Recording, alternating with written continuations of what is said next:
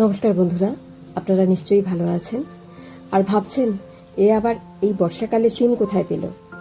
এটা একটা ভাই পাঠিয়েছে, ওদের সারা বছর এই সিমটা হয়। তো পাঠিয়েছে যখন, তখন সুন্দর করে রান্নাও তো করতে হবে, কেননা অফ সিজনে যে কোনো সবজি খেতে কিন্তু খুবই ভালো লাগে।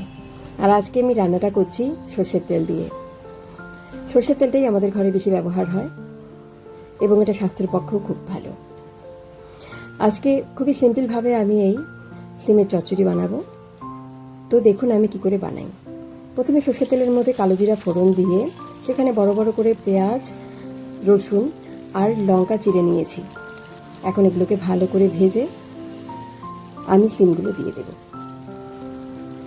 খুব একটা লাল করব না, কেননা সিমগুলো দেওয়ার পরই একটু ভাজা ভাজা করে করে অল্প সামান্য জল দিয়ে ঢেকে দেব সামান্য সেদ্ধ হওয়ার জন্য। আর আজকে কিন্তু আমি কোনো রকম সর্ষে বাটা বা পোস্ত বাটা ব্যবহার করব না।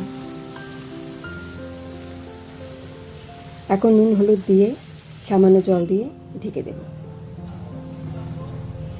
শনিবার রবিবার যেহেতু আমার ছুটির দিন, সেহেতু আমার ঘরের জন্য আমি সবসময় মশলা বানিয়ে রাখি। যখনই সুযোগ পাই অল্প অল্প করে কাটাকুটি করে রেখে দিই।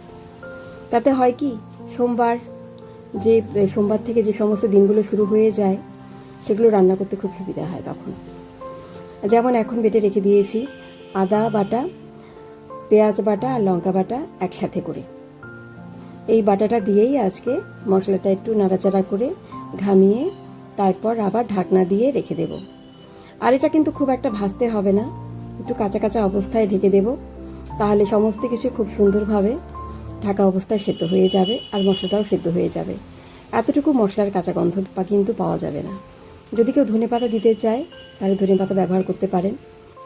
আমার কাছে ধনেপাতা ছিল, আমি ব্যবহার করেছি। আর ধনেপাতা দিলে কিন্তু চচ্চড়িতে একটা আলাদা রকমের স্বাদ বেড়ে যায়। তো আমার রান্না কিন্তু একদম রেডি।